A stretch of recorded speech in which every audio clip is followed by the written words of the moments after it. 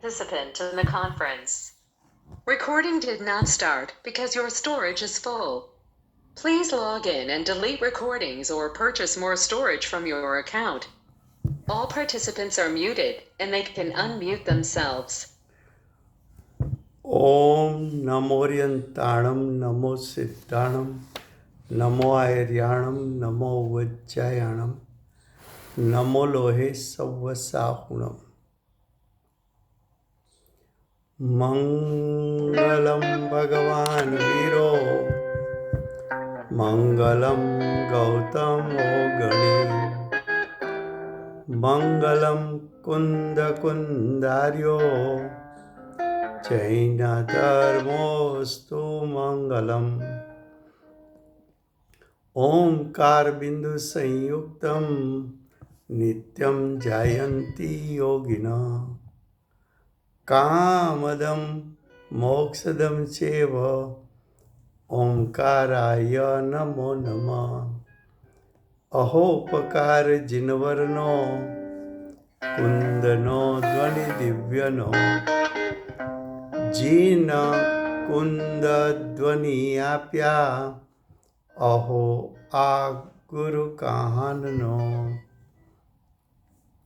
तुझ ज्ञान ध्यान रंग अमया दर्श रहो ओ शिव पद तक तुझ संग माता हाथ ग्रहो। ये समयसार नाम का परम अध्यात्म शास्त्र है। भगवत कुनकुंदाचार्य देव ने मांगलिक करके समयसार को कहने की प्रतिज्ञा की है। समयसार में तीसरा अधिकार पुण्य पाप अधिकार चलता है। पुण्य पाप अधिकार में गाथा 160 उसका हेडिंग है कि अब का अर्थ है कि अगली गाथा में आचार्य भगवान ने कहा था कि जीव जो भाव कर्म उत्पन्न करता है वो भाव कर्म के कारण मोक्ष का कारण ऐसा मोक्ष मार्ग तिरोभूत हो जाता है। फिर से गाथा 160 उसका हेडिंग है अब का अर्थ है कि अगली गाथा में आचार्य भगवान ने ऐसा सिद्ध किया था कि भाव कर्म जीव की सत्ता में जो उत्पन्न होता है वो भाव कर्म के कारण मोक्ष मार्ग यानी सम्यक दर्शन ज्ञान चारित्र तिरोभूत हो जाता है, नाश हो जाता है, उसका घात हो जाता है। मोक्ष मार्ग का घात हो जाता है, इसलिए मोक्ष की प्रगटता होती नहीं है। ये बात अगली गाथा में 157, 158, 159 में आचार्य भगवान ने सिद्ध की थी। अब उसके बाद यानी 159 गाथा के बाद आचार्य भगवान 160 गाथा में क्या कहना चाहते हैं। तो आचार्य भगवान कहते हैं हेडिंग में कि अब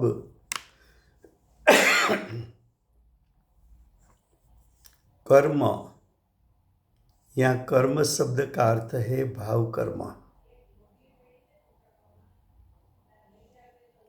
भाव कर्म का अर्थ है जीव के मोह राग द्वेष, जीव के विकारी परिणाम, जीव के विभाव रूप परिणाम, जीव के पुण्य पाप आश्रव रूप परिणाम।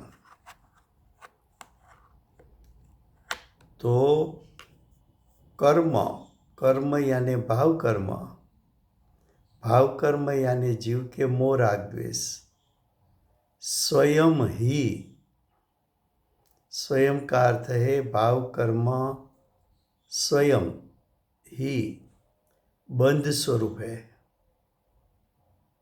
भाव कर्म कौन सा तत्व है? तो कि बंध स्वरूप है। ऐसा सिद्ध करते हैं। तो इस गाथा में आचार्य भगवान क्या सिद्ध करना चाहते हैं? तो क्या आचार्य भगवान जीव की सत्ता में स्वतंत्रपणे जीव जो मोह राग द्वेष की उत्पत्ति करता है, वो मोह राग द्वेष बंध स्वरूप है, उसका स्वभाव बंद करना है, ऐसा सिद्ध करते हैं, ऐसा साबित करते हैं। अब देखो गाथा 160 उसके शब्द पढ़ते हैं।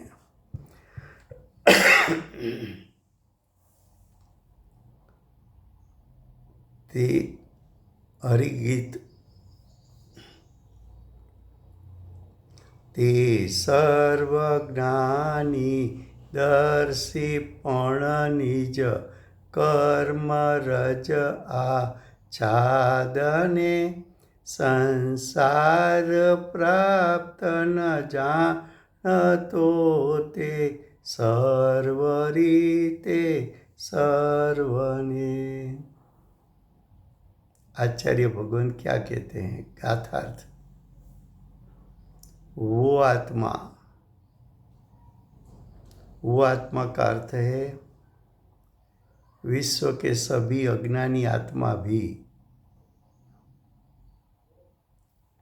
स्वभाव से कैसे हैं? सर्व को जानने वाला, निगुद का जीव हो, चार गति में परिभ्रमण करने वाला जीव हो, साधक जीव हो, 4 से 12 गुणस्थान वाला, कि चाहे जीव 13-14 गुणस्थान वाला हो, विश्व के सभी जीव स्वभाव से देखा जाए तो सब में एक समय में 3 काल 3 लोक को जानने की शक्ति रूप सामर्थ्य भरा पड़ा है, लेकिन वो अनंत जीवों में विभाग किया जाए तो अज्ञानी जीव भी है, साधक जीव भी है और परमात्मा भी है। बहिरात्मा यानी अज्ञानी भी है, अंतरात्मा यानी साधक 4 से 12 गुणस्थान वाले भी है, और परमात्मा आर्यन सिद्ध परमात्मा भी है। यहाँ बात करनी है अज्ञानी जीवों की, हम सब की बात करनी है कि अज्ञानी जीव, अज्ञानी आत्मा स्वभाव से कैसा है? तो कि स्वभाव से सर्व को जानने वाला। सर्व में कौन आएगा? तो सर्व का एक अर्थ है जाति अपेक्षा के छ द्रव्य,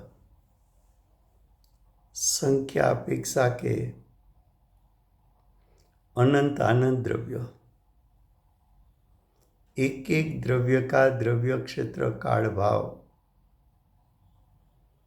एक एक द्रव्य का द्रव्य गुण पर्याय और उसके अविभाग प्रतिच्छेद, वो सर्व में आता है। लेकिन समयसार शास्त्र प्रयोजन के साथ लिखा गया है।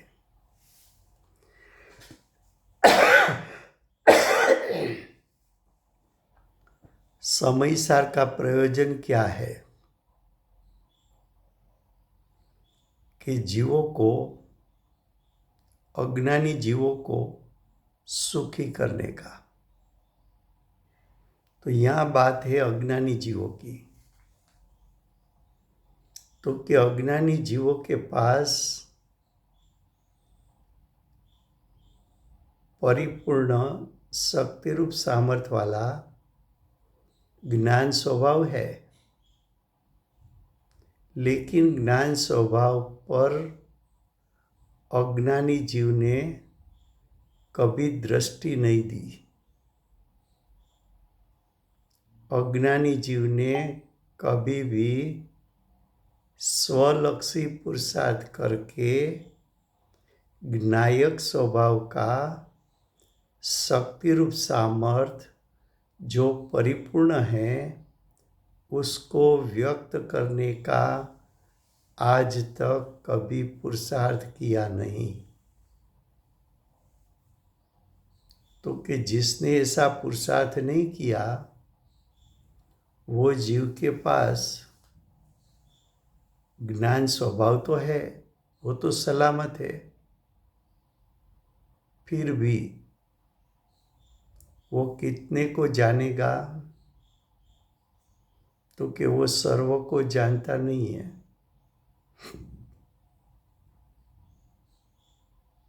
सर्व किसको कहे? तो कि पहले दो भेद कर, स्व और पर। तेरा त्रिकाल शुद्धात्मा स्व है, तेरा द्रव्य गुण पर्याय स्व है, तेरा द्रव्य क्षेत्र काल भाव स्व है, बाकी सब अन्य अनंत जीव, अन्य अनंत आनंद परमाणु, धर्म अधर्म आकाश एक एक द्रव्य, असंख्यात काल द्रव्य सब तेरे लिए पर है।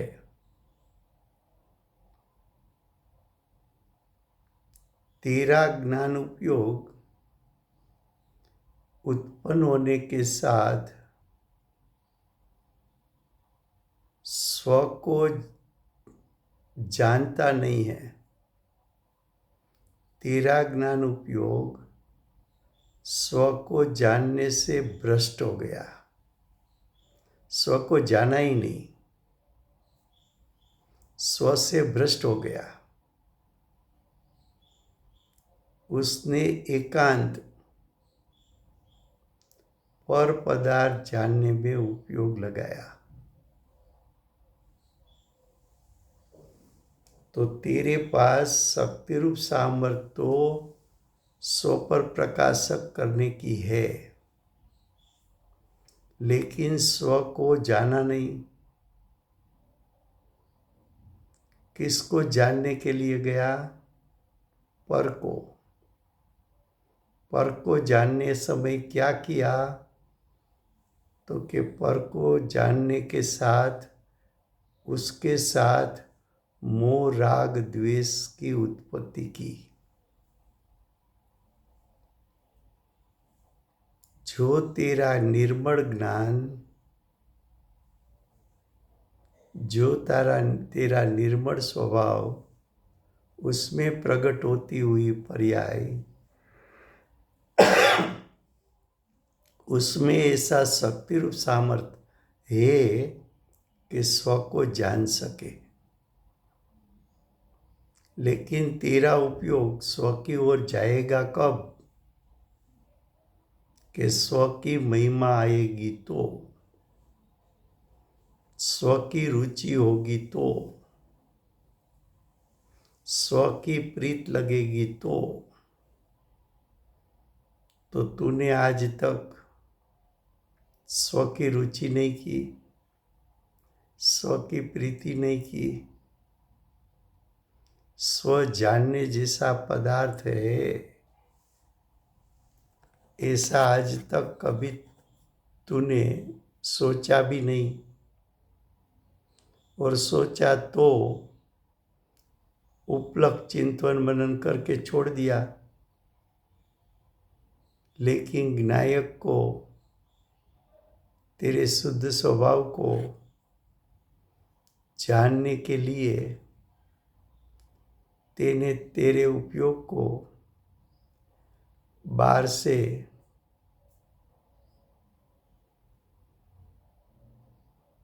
अंदर नहीं ले गया। तो यहाँ आचार्य भगवान ने कहा कि स्व को नहीं जाना, स्व को नहीं जाना तो सर्व को नहीं जाना। प्रवचन सार में यही आचार्य भगवान ने ज्ञान तत्व प्रज्ञापन अधिकार में दूसरा अधिकार जो ज्ञान अधिकार दिया है, पेटा अधिकार दूसरा है, वह ऐसा बताया कि एक को जाना उसने सर्व को जाना, एक ज्ञायक को जाना उसने सर्व को जाना। क्यों? कि ज्ञायक को जो जानता है उसको क्षायी ज्ञान प्रकट होता है,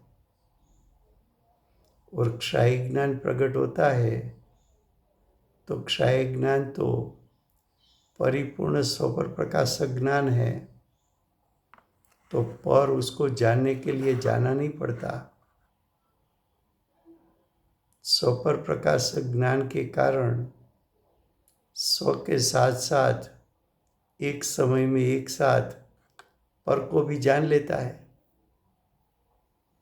तो तूने सर्व को क्या कहा?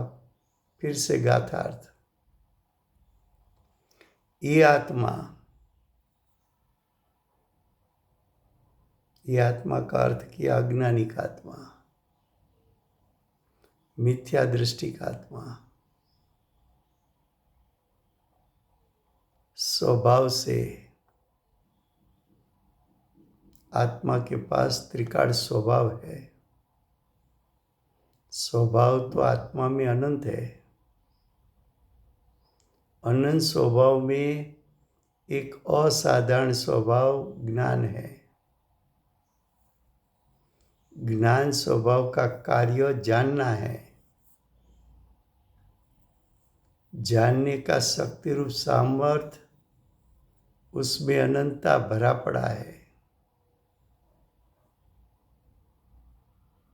उसमें जो अनंत जानने का शक्ति रूप सामर्थ्य है वो जीव के पुरुषार्थ से वर्तमान पर्याय में प्रकट होता है।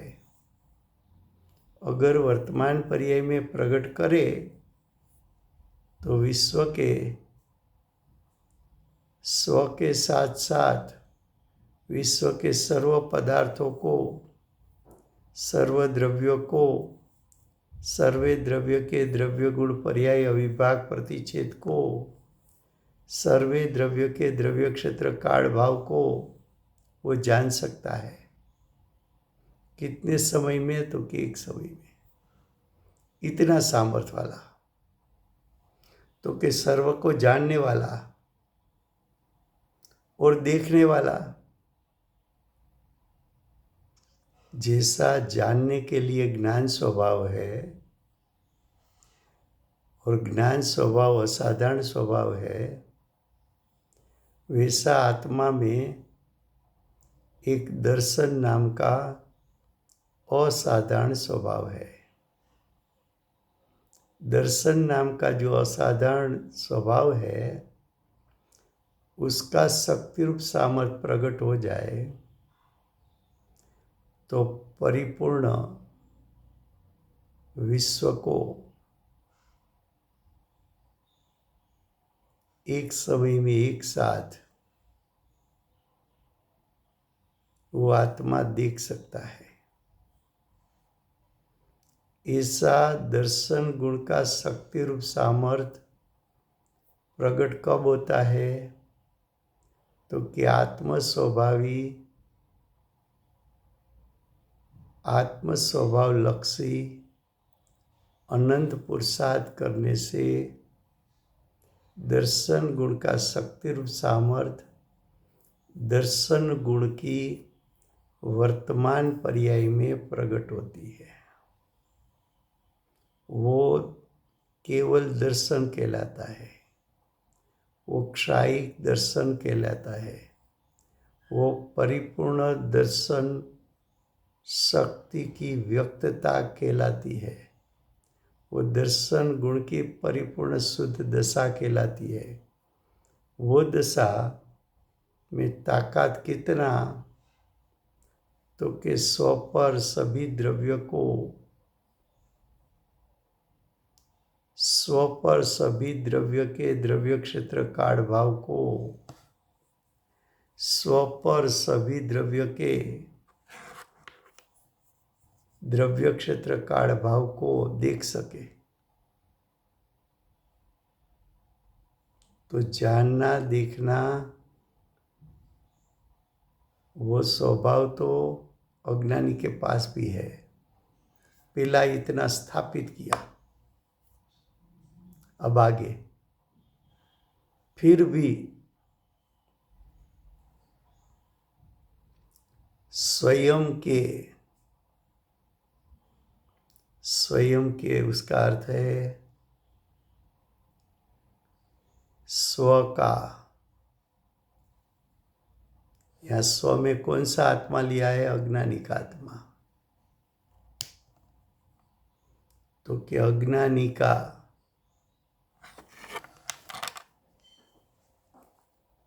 स्वयं के એટલે अज्ञानी का कर्मबल। यहाँ कर्मबल का अर्थ है भाव कर्मबल।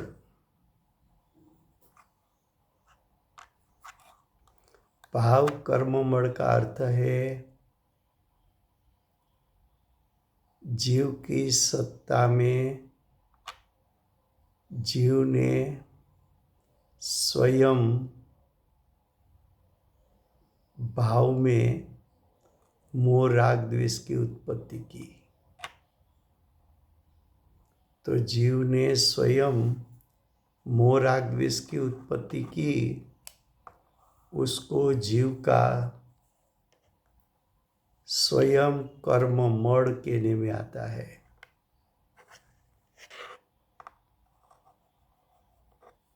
जो मोह उत्पन्न हुआ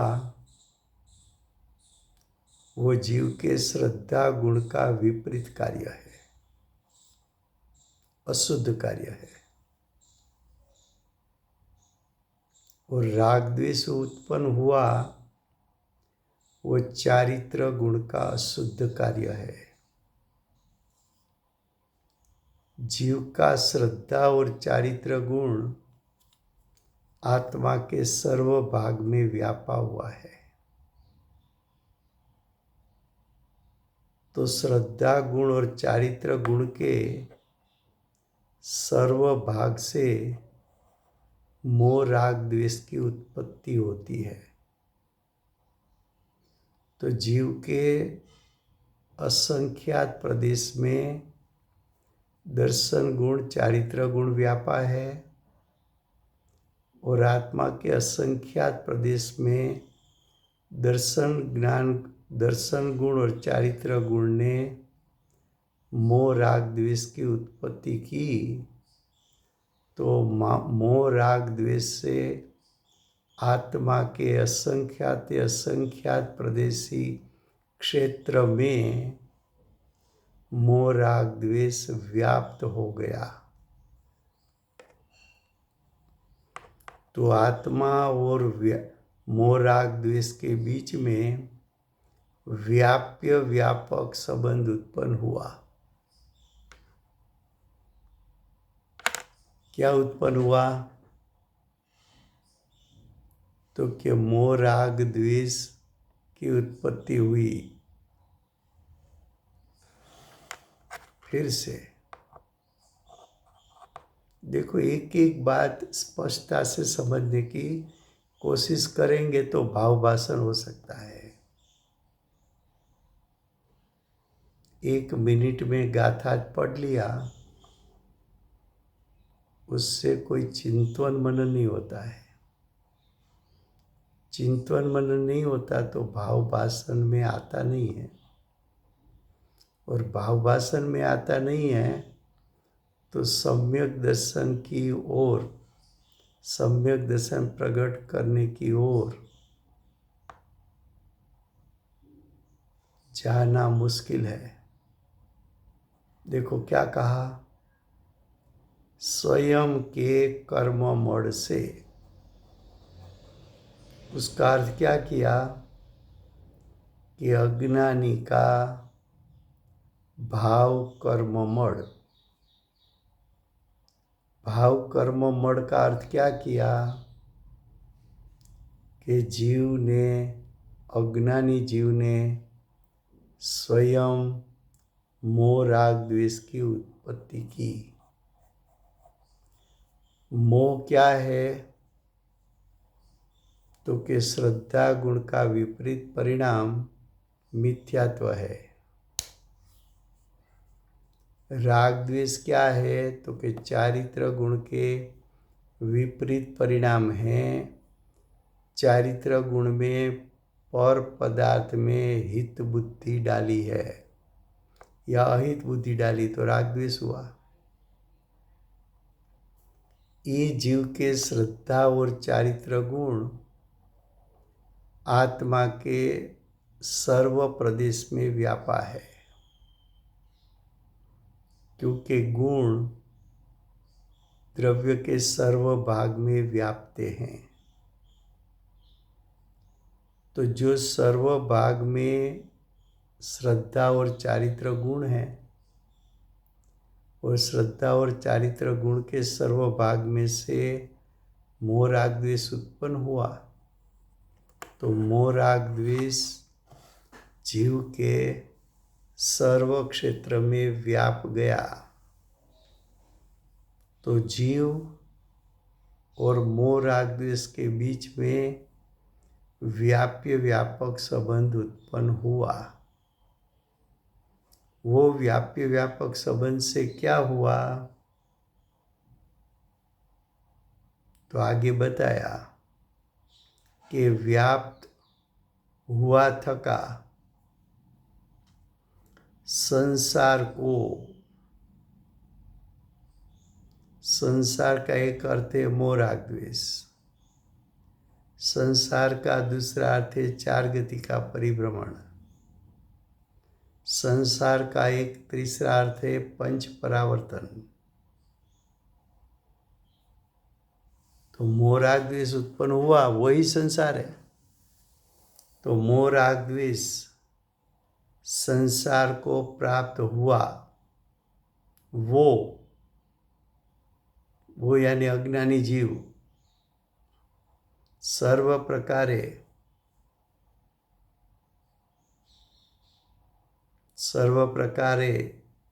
जानता नहीं,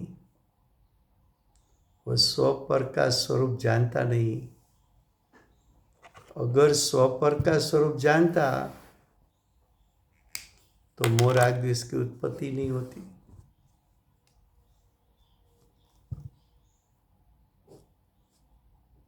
क्यों? तो कि स्वपर को जाना होता तो पर में मोह ही नहीं करता, पर में राग द्वेष की उत्पत्ति नहीं करता। स्व पर को यथार्थपणे जाना होता तो स्व का स्वरूप जानकर, स्व की रुचि करके, स्व की महिमा करके अपने उपयोग को, अपने ज्ञान दर्शन उपयोग को स्वसत्ता में एकाग्रित करके सम्यक दर्शन ज्ञान चारित्र प्रकट कर लेता।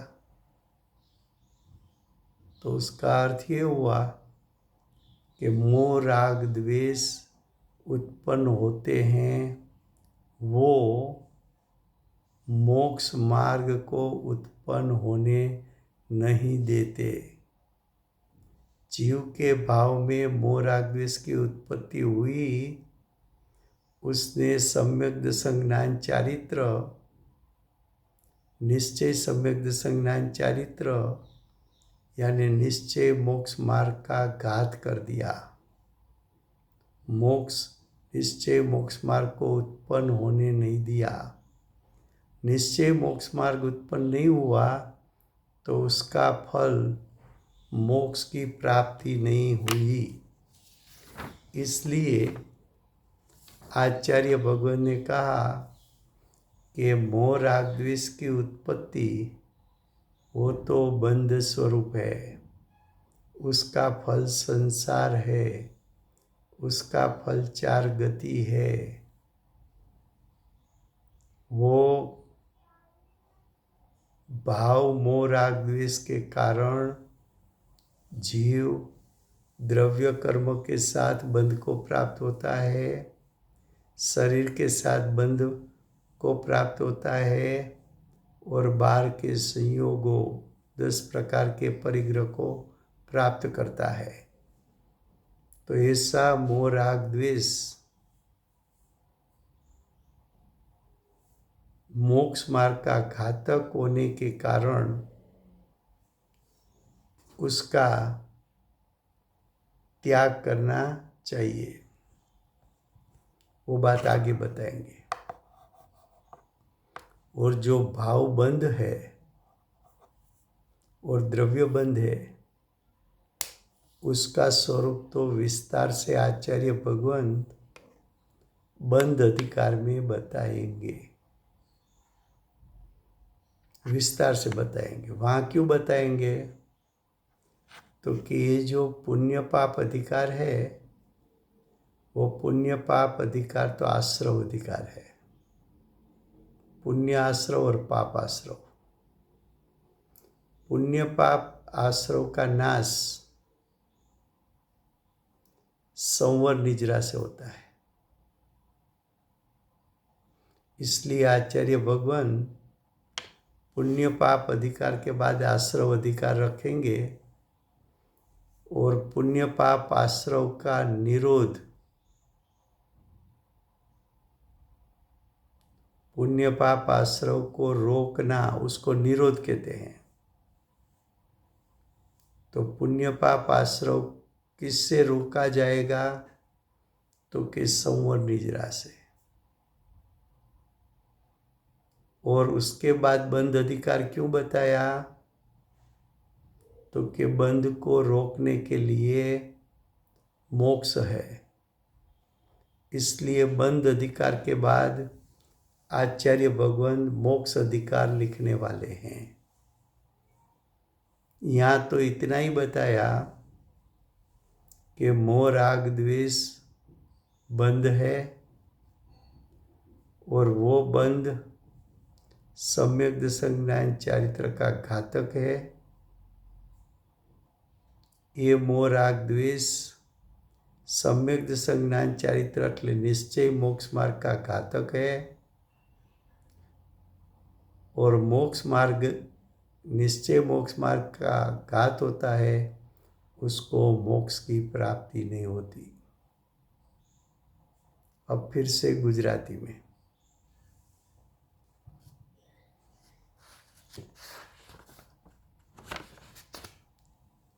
સમયસાર શાસ્ત્રમાં પુણ્ય પાપ અધિકાર ચાલે છે. પુણ્ય પાપ અધિકારમાં ગાથા 160 ઉપર આપણે આવેલા છીએ. ગાથા 160 છે, પેજ નંબર 253. એની છેલ્લી લીટી પર 160 ગાથાનું હેડિંગ બતાવ્યું છે કે હવે શબ્દનો અર્થ છે કે ગાથા 157, 58, 59માં આચાર્ય ભગવંતે એમ સિદ્ધ કર્યું હતું કે ભાવ કર્મ મોક્ષના કારણને તિરોભૂત કરે છે. તો આગલી ગાથામાં આચાર્ય ભગવંતે ભાવ કર્મ મોક્ષના કારણને ઘાત કરે છે, તિરોભૂત કરે છે, નાશ કરે છે. એટલી વાત અમે સમજાવી દીધી છે. ત્યાર પછી અમે શું કહીએ છીએ? તો ત્યાર પછી કહેવા માટે 160 ગાથામાં આચાર્ય ભગવાન કહે છે કે હવે એટલે ભાવ કર્મ મોક્ષ માર્ગને તિરોભૂત કરે છે. ત્યાર પછી કર્મ પોતે, કર્મ એટલે દ્રવ્ય કર્મ નહીં. કેમ? તો કે આગલી ગાથામાં ભાવ કર્મથી વાત શરૂ કરી છે. ત્યાં કર્મ શબ્દનો અર્થ છે ભાવ કર્મ. ભાવ કર્મનો અર્થ છે જીવના મોહ રાગ દ્વેષ. ભાવ કર્મ એટલે જીવના પરિણામ. ભાવ કર્મ એટલે જીવના ભાવમાં ઉત્પન્ન થતો વિકાર વિભાવ. જીવના ભાવમાં ઉત્પન્ન થતા મોહ રાગ દ્વેષ, એને ભાવ કર્મ કીધું. ભાવ કર્મ પોતે જ, ભાવ કર્મ શું છે? તો કે બંધ સ્વરૂપ છે. એ બંધ તત્વ છે. આત્મ તત્વ જુદું, બંધ તત્વ જુદું. ત્રિકાળ પરિપૂર્ણ શુદ્ધાત્મા જુદો અને મોહ રાગ દ્વેષ રૂપી ભાવ કર્મ જુદું. 7 તત્વમાં જીવ તત્વ, અજીવ તત્વ, આશ્રવ તત્વ, સંવર તત્વ, નિજરા તત્વ અને બંધ તત્વ, પછી મોક્ષ તત્વ. તો 7 તત્વમાં જીવ તત્વ જુદું બતાવ્યું છે અને બંધ તત્વ જુદું બતાવ્યું છે. કેમ? તો કે જીવ તત્વનું સ્વરૂપ જુદું છે, બંધ તત્વનું સ્વરૂપ જુદું છે. તો અહીંયા બંધનું સ્વરૂપ, કર્મ પોતે જ બંધ સ્વરૂપ છે. કયું કર્મ બંધ સ્વરૂપ છે? તો કે અહીંયા ભાવ કર્મ એટલે મોહ રાગ દ્વેષ. એ કયું તત્વ છે? તો કે બંધ સ્વરૂપ છે. અજ્ઞાની હોય તો મોહ રાગ દ્વેષ લેવાના. સાધક હોય તો મોહ ચાલ્યો ગયો તો રાગ દ્વેષ લેવાના. એ બંધ સ્વરૂપ છે. એમ સિદ્ધ કરે છે, એમ સાબિત કરે છે. હવે ગાથા 160 હરિગીત. તે સર્વજ્ઞાની દર્શી પણ નિજ કર્મ રજ આચ્છાદને સંસાર પ્રાપ્ત ન જાણતો તે સર્વ રીતે સર્વને. હવેનો ગાથાર્થ. તે આત્મા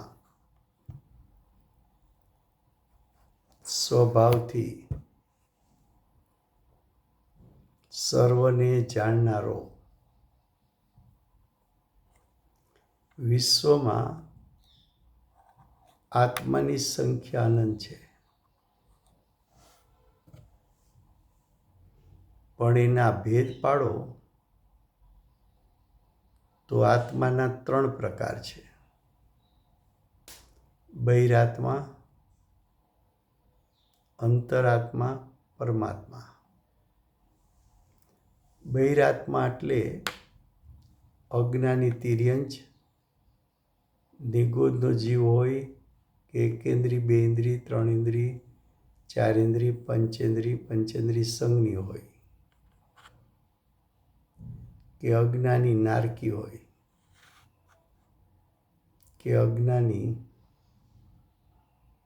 મનુષ્ય હોય, કે અજ્ઞાની દેવ હોય, એ બધા બહિરાત્મા.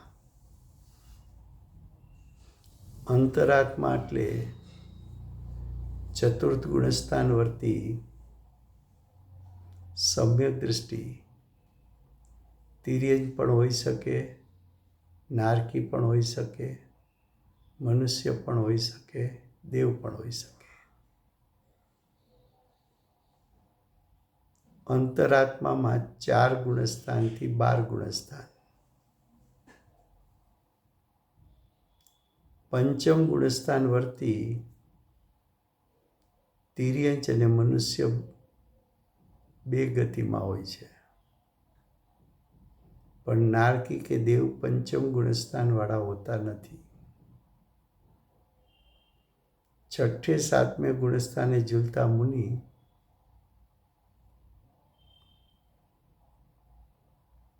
એ પણ બહિરાત્મા છે, એ માત્ર મનુષ્યમાં હોય છે. અને શ્રેણી આરોહણ કરનાર મુનિ એ પણ અંતરાત્મા છે, એ પણ મનુષ્યમાં જ હોય છે. અને અરિયન સિદ્ધ પરમાત્મા છે. આત્મા બહિરાત્મા હોય, અંતરાત્મા હોય કે પરમાત્મા હોય, દરેક આત્મા પાસે પોતાનો સ્વભાવ છે. દરેક આત્મા પાસે પોતાના અનંત સ્વભાવો છે. એક સ્વભાવ એનો ગુણ છે.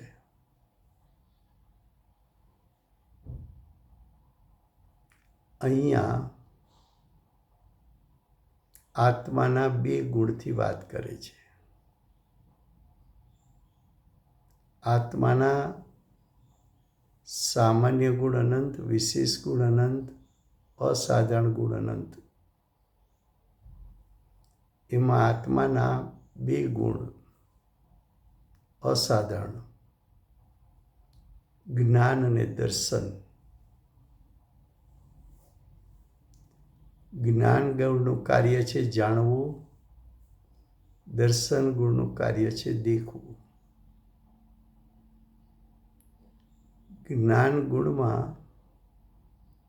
અને દર્શન ગુણમાં અનંત શક્તિરૂપ સામર્થ્ય છે. એ અનંત શક્તિરૂપ સામર્થ્ય એની વ્યક્તતા જીવ સ્વલક્ષી પુરુષાર્થ કરે તો થાય છે. સ્વલક્ષી પુરુષાર્થ કરવા માટે સ્વને જાણવો દેખવો. જાણવો દેખવો સ્વયંનો સ્વભાવ છે. ને જાણવું દેખવું એ પોતાનું સ્વસ્વરૂપને જાણવું દેખવું છે. જો કે એના શક્તિરૂપ સામર્થ્યમાં તો જે શક્તિ પડી છે એની વ્યક્તતા સ્વના લક્ષ્ય ઉત્પન્ન થાય છે. પણ જ્યારે જીવ સ્વલક્ષી પરિપૂર્ણ પુરુષાર્થ કરે ત્યારે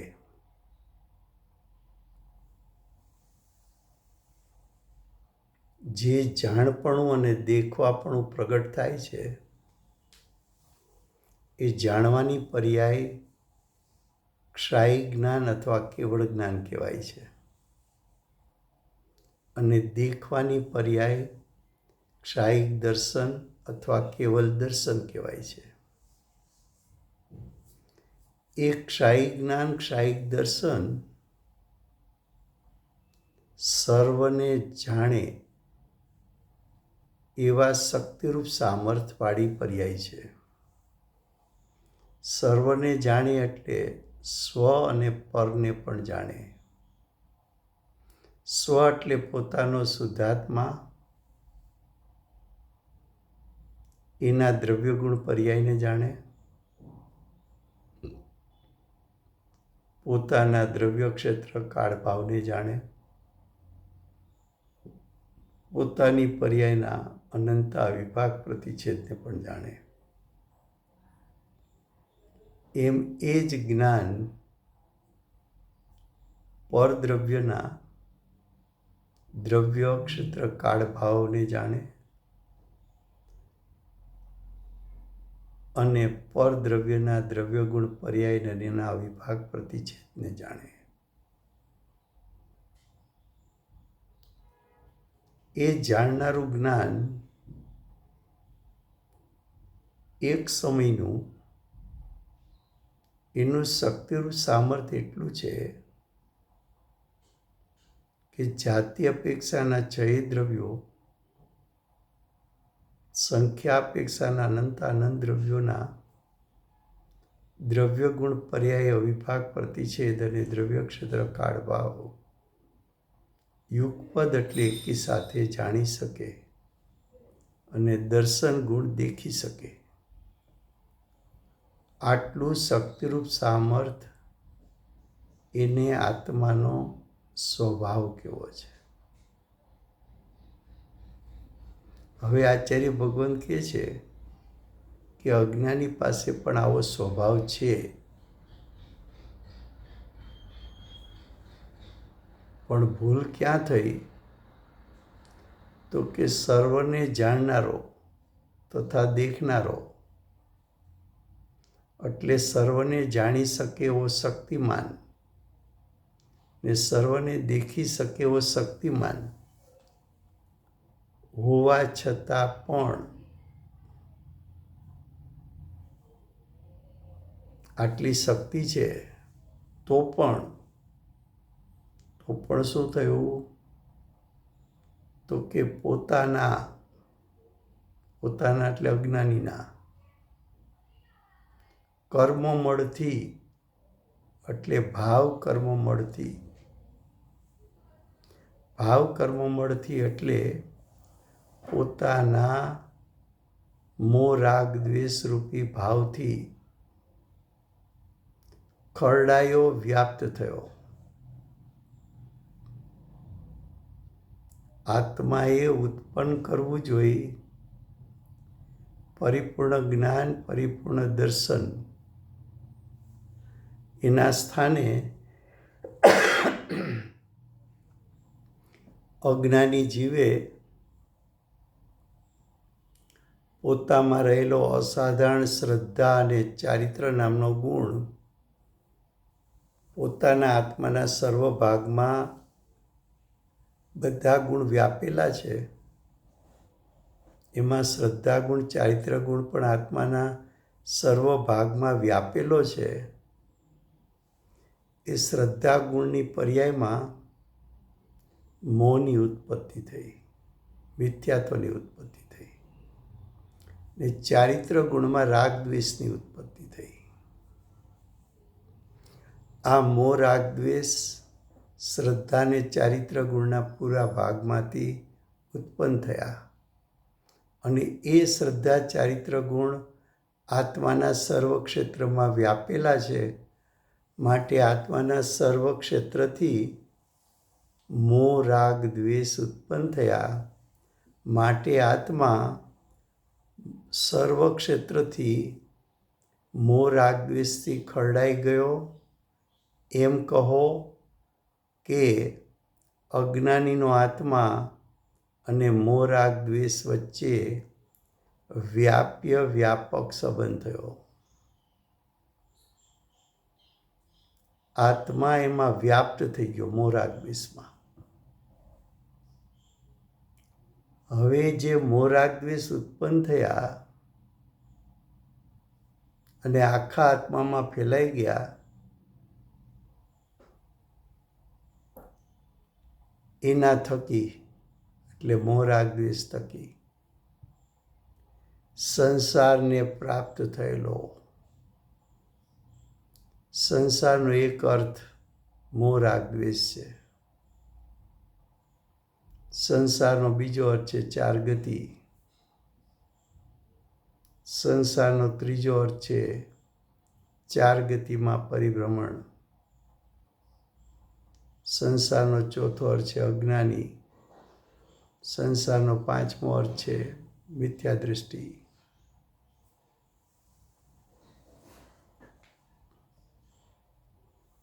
તો જીવને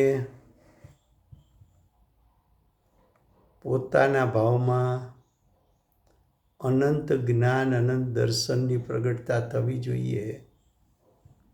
એના સ્થાને અજ્ઞાની જીવે શું ઉત્પન્ન કર્યું?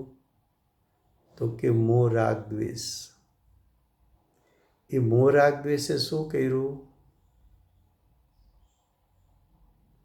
તો કે નિશ્ચય સમ્યક દર્શન જ્ઞાન ચારિત્રનો ઘાત કર્યો, નાશ કર્યો. તો કે નિશ્ચય સમ્યક દર્શન જ્ઞાન ચારિત્ર શું છે? તો કે મોક્ષ માર્ગ છે. મોક્ષ માર્ગ શું છે? તો કે એનું ફળ મોક્ષની પ્રાપ્તિ છે.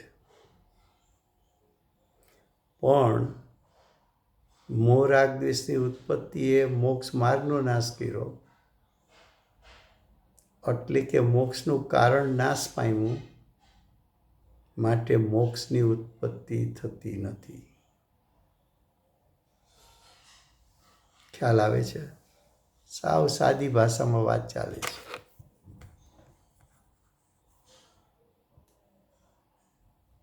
હવે આમ કેમ થયું? તો કે સંસારને પ્રાપ્ત થયો. સંસારને કેમ પ્રાપ્ત થયો? તો કે છે સર્વ પ્રકારે સર્વને જાણતો નથી. સર્વ પ્રકારે એટલે સ્વપરને જાણતો નથી. કોને જાણતો નથી? તો કે સ્વપરને જાણતો નથી. સ્વને કેમ ન જાણ્યું? તો કે જ્ઞાન ઉપયોગ ઉત્પન્ન થયો. એ ઉત્પન્ન થતાની સાથે સ્વને જાણવું જોઈએ. એના સ્થાને સ્વથી ભ્રષ્ટ થઈને પરને જાણવા ગયો. પરને જાણવા ગયો ત્યારે શું કર્યું? તો કે પરમાં હું પણ કરી મોહ ઉત્પન્ન કર્યો. અને પર પદાર્થને જાણતાની સાથે રાગ અથવા દ્વેષની ઉત્પત્તિ કરી. એ મોહ રાગ દ્વેષ ઉત્પન્ન થયા જીવની સત્તામાં. એ મોહ રાગ દ્વેષ ઉત્પન્ન થયા જીવના સર્વ ક્ષેત્રમાં વ્યાપી ગયા. એ મોહ રાગ દ્વેષે શું કર્યું? તો કે મોક્ષ માર્ગનો ઘાત કર્યો, એટલે કે મોક્ષ માર્ગને ઉત્પન્ન થવા ન દીધું. મોક્ષ માર્ગ ઉત્પન્ન ન થયો તો શું થયું? તો કે એનું ફળ મોક્ષની પ્રાપ્તિ ન થઈ.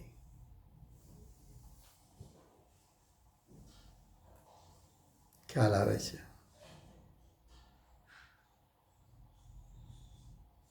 फिर से गाथार्थ पढ़ते हैं, टीका कल पढ़ेंगे. वो आत्मा यानी अज्ञानिक आत्मा स्वभाव से तो सामान्य विशेषात्मक है, अनंत सामान्य गुण भी है, अनंत विशेष यानी असाधारण गुण भी है.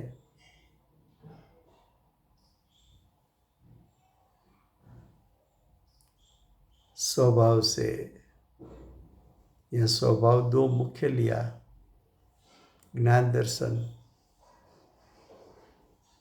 ज्ञान दर्शन से क्या होता है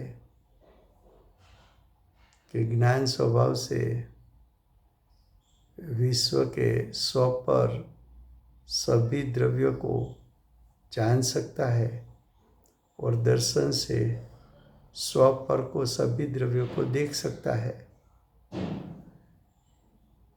इतना स्वभाव समर्थ होने पर भी क्या किया उसने? स्वयं के कर्म मोड़ से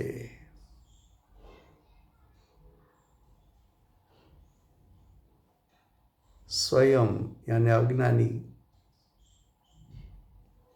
अज्ञानी ने क्या किया? कर्म मोड़ उत्पन्न किया, यानी भाव कर्म मोड़ उत्पन्न किया, यानी मोह राग द्वेष उत्पन्न किया. वो मोह राग द्वेष कहाँ व्याप गया? आत्मा के सर्व क्षेत्र में. उसने कार्य क्या किया? तो कि सम्यक निश्चय सम्यक संज्ञान चरित्र को उत्पन्न होने नहीं दिया. निश्चय सम्यक संज्ञान चरित्र का दूसरा नाम मोक्ष मार्ग है. उसने मोक्ष मार्ग को उत्पन्न होने नहीं दिया. मोक्ष मार्ग उत्पन्न नहीं हुआ तो क्या उत्पन्न हुआ? तो कि संसार.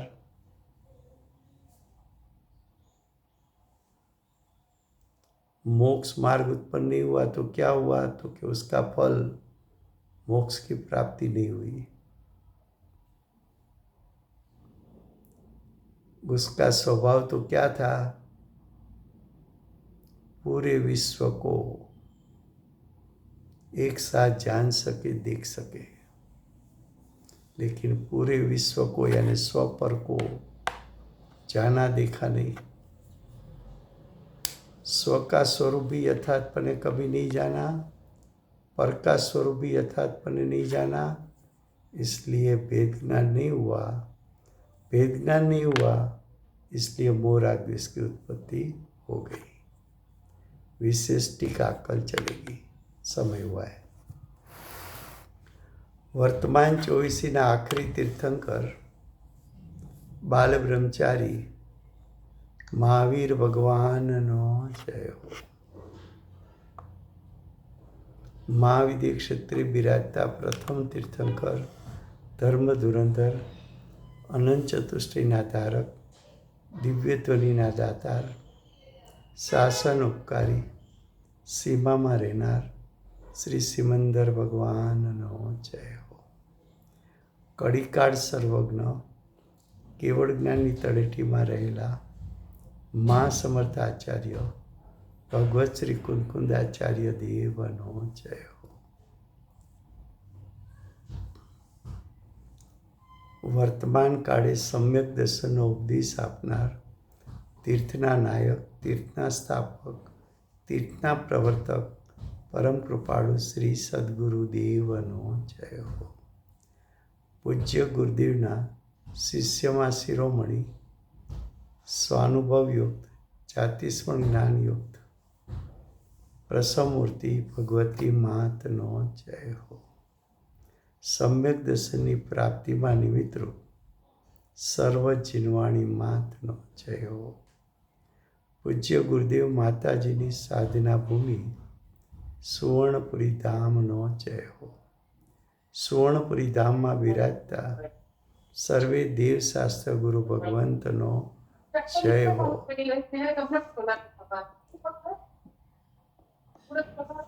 વર્તમાન ગુરુ અને ધાતુકી મહાવિદ્ય ક્ષેત્રના ભાવિ All tirthankara participants are muted and they can unmute themselves. Shri સૂર્યકીર્તિ ભગવાનનો જય હો.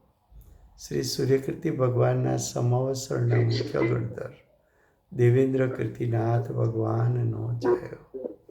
પરમ દિગંબર જૈન ધર્મનો જય હો. જય જીનેન્દ્ર રાજુભાઈ, બધાને જય જીનેન્દ્ર. જય જીનેન્દ્ર. જય જીનેન્દ્ર રાજુભાઈ, થેન્ક યુ. જય જીનેન્દ્ર. જય જીનેન્દ્ર રાજુભાઈ, જય જીનેન્દ્ર. જય જીનેન્દ્ર. જય જીનેન્દ્ર. જય Jinendra. Thank you very much Rajubhai. જય જીનેન્દ્ર. જય જીનેન્દ્ર. Goodbye.